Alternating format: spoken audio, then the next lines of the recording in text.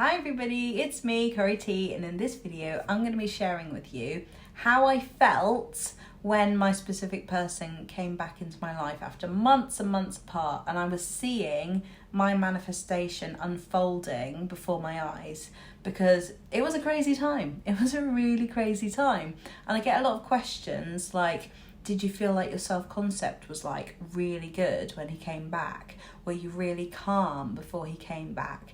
How did you feel about yourself? Had you completely healed?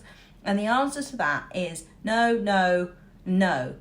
I didn't feel completely okay, but I knew I had a sense of confidence within myself because I had done so much work on self-love, and I'd also really started to understand myself in relationships. So I understood my attachment style. My attachment style being what it was an anxious attachment style. And I knew that being in a relationship would be my biggest challenge, and I knew that it would trigger me, which it did. So I wasn't expecting to feel just completely calm and fear-free and just gone with anxiety.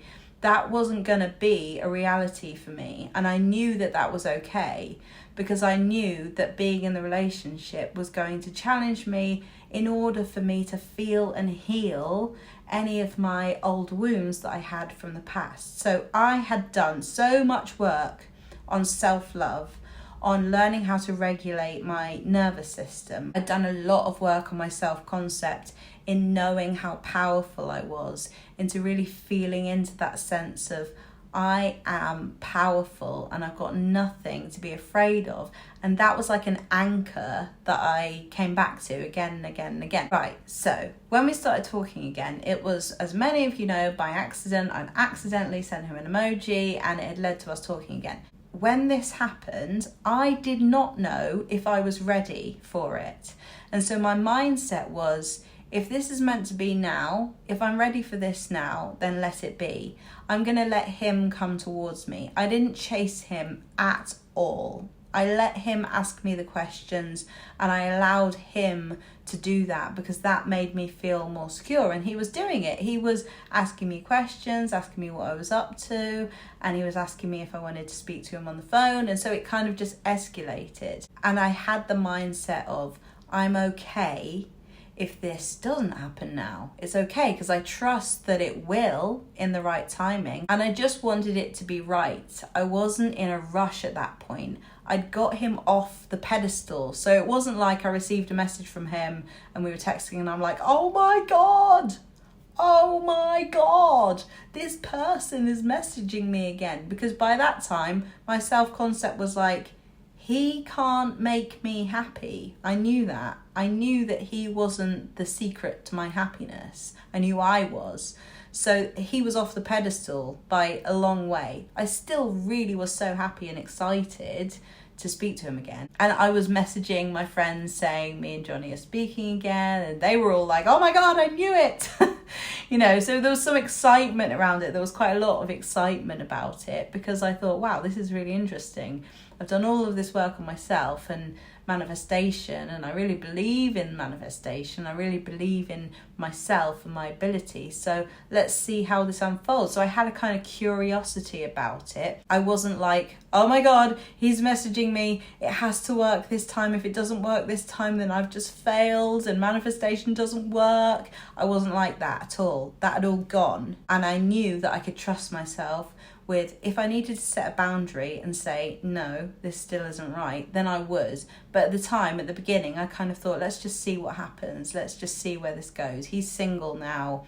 I'm single. Let's just see what happens. And we just started talking and we kept talking. And before long, we were making plans about meeting up. And it was really exciting. But there was a time in Cambridge just before I went to meet him where I knew that if we were going to be together now, we were going to be together for a long time. And I started to feel really nervous about that because I knew that that meant that I had to face my own fear of intimacy, which is something that I hadn't seen I had a problem with because I'd been so focused on him being distant that I hadn't seen my own fear of intimacy. So I knew that being in a relationship was a big thing, and it meant facing a lot about myself, and I started to feel anxious about it. Just before we got together, I started thinking, oh my God, what if this doesn't work? I actually feel sick because I don't want to go through any pain again. I was really nervous and excited. It was both. Like, adrenaline was doing its thing in multiple ways.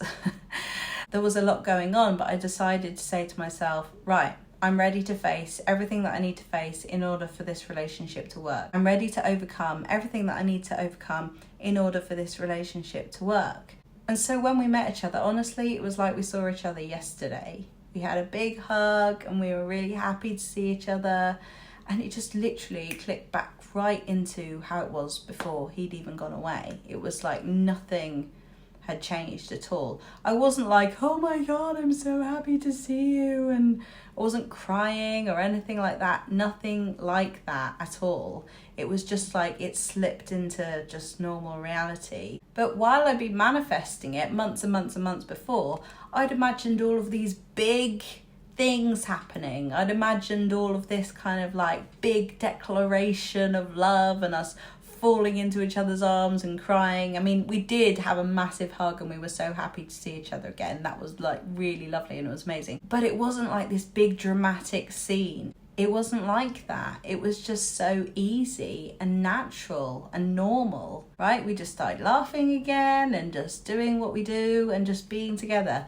Like nothing had gone wrong. We did have some conversations. We had lots of like, you know, serious conversations about the past, about the future, and we were really open with each other. I explained to him that I'd realised that I had an anxious attachment style and that it was going to come up sometimes, and we had this really open conversation about my anxiety and about him and about, you know, so it was really, really good because I had the information, having done the inner work, having had coaching, having done so much self-exploration.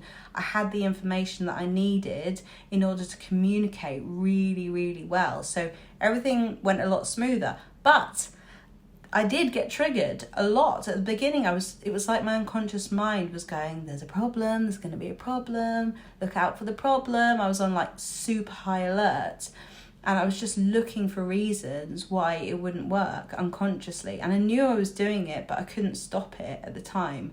And it created arguments. And there was one really, really, really big argument that we had where I was like, I was so torn between like my old self and my new self. And I just didn't know what to do. I just was like so conflicted with the old self-concept and the new self-concept and what was and what could be. And it was like this kind of weird middle land where I had to decide to go, no, I am not doing that anymore.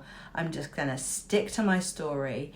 This is going to be amazing and I'm not giving it up. No, not after everything that I've been through. I'm not going down that road. So I had to go inside and address my own triggers, talk it out, give each other some space. And to this day, we see that as the worst argument we've ever had. And it was in the first month. And honestly, after that, we really hardly ever have arguments. It's like it was just this big kind of teething issues thing where my old self-concept and my new self-concept and us adjusting to each other, getting used to each other, just being really honest was triggering each other a bit, and it was just a bit stressful. Actually, it was very stressful and really difficult, but we got through it. I remember us going through that time, and I remember thinking to myself, this is going to change. It's going to be amazing, and I have the power to make it so, and we're going to do it together, and I just know that that's what's going to happen. It was one of those moments where I just decided to commit to it. I just decided to go all in, just absolutely face all of my fears, really go hard on my self-concept, because when we got into the relationship, that's when all of the work on self-concept and healing my anxious attachment style really, really began. So no, I wasn't completely calm and I didn't feel completely okay, but I saw that as necessary in order for me to grow through that and out of that. So there was a really beautiful moment where I did cry of just relief and happiness when we were in Italy, because as many of you know, I'd been living in a flat on my own in Italy, and I'd been manifesting, and I'd been imagining him living in that flat with me. and I'd just seen him there with me, and I used to go into one room in the flat and I used to do this whole living in the end activity. And I do living in the end things as like a momentary thing. I wouldn't do it all day. I didn't try and live in the end all day. I didn't feel like that was something that was easy for me to do, so I didn't try and force myself to do it. But occasionally I'd do something like, I'd go into another room and I'd say, "Do you want a coffee, babe? Do you want a coffee?" And imagine that I could hear him say, "Yeah, all right then, babe," or something like that. And then, long story short, we went from Dubai to Italy, and we ended up by some universal magical thing. I don't understand, still to this day, don't understand how it lined up like this, but let's just call it the universe. Let's call it manifestation, because we ended up in the exact flat that I had been living in him, manifesting from imagining him being there with me, and we lived there for a month. And there was one day where I was in that other room and I said, "Do you want a coffee, babe?" And then he replied, and he was there, because he was there, and he said, "Yeah, all right then, babe." And I just remember just falling onto him and saying, "I am so happy you are here, and just, you have no idea what I went through. You have no idea." And just like, it makes me quite emotional when I think about it now. It was just such a strong, powerful moment of, whoa, wow, this actually happened. You're here. You just literally did what I had imagined you would do, said what I'd imagined you would say. Yeah, it was only, "Yes, I'll have a coffee, babe, please." But the thing is, it was so specific. It was so specific. And I'd left that flat. I'd handed in my keys. I thought I was never going to go there again. Never mind with him. I thought that manifestation was sort of dead and gone. But yeah, that was really, really amazing. And then also, you know, just walking around Perugia and being with him in Italy, and I'd imagined that so many times, and there were so many places, specific places in the city where I thought, I'm going to walk here with him, we're going to be holding hands here, we're going to take a picture here, and like all of those things happened. It was so weird. It was so mind-blowing. So I think in terms of how I actually felt, sometimes I honestly just felt completely mind-blown. I felt completely just blown away by the whole thing, particularly that whole time in Italy. It was just like the universe just went, "Here you are, here's everything you've imagined, there you go."